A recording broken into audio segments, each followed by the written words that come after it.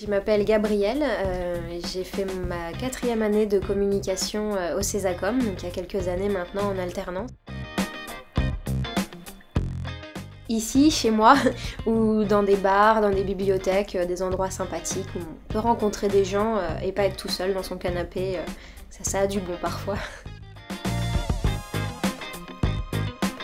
Je suis consultante donc d'un côté en community management et d'autre côté en chargée RP online, relations blogueurs. Alors mon métier, d'un côté je suis community manager, donc soit pour des agences, soit pour l'annonceur directement. Community manager, c'est un métier qui commence à être pas mal connu dans le monde de la communication, c'est tout simplement gérer l'image des marques et les interactions avec les communautés sur les réseaux sociaux. Donc faire les posts réguliers, leur proposer des nouveautés, lancer des jeux concours, des nouvelles applications, des choses comme ça. Et aussi gérer tout ce qui est communauté, échange, ça peut être un peu compliqué parfois.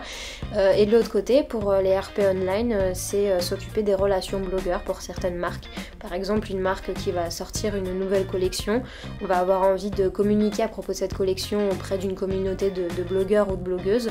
Moi, je vais les inviter, je vais organiser un événement, les inviter, leur présenter et m'assurer par la suite qu'on a de jolies parutions sur leur blog à propos de la marque.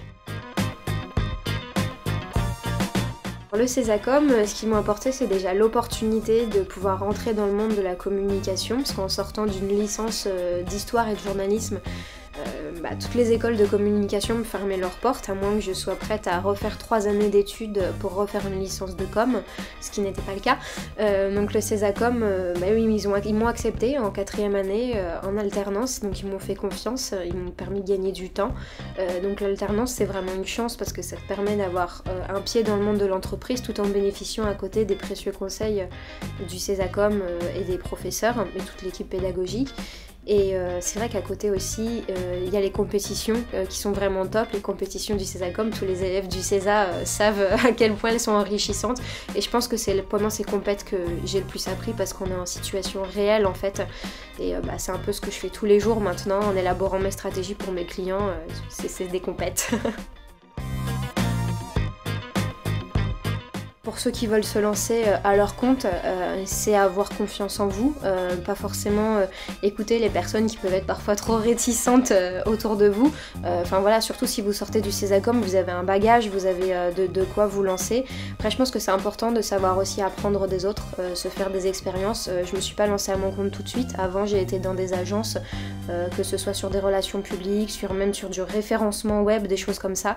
Ça m'a permis de piocher les connaissances un peu partout et je pense que c'est important de savoir recevoir après pour pouvoir se mettre à son compte.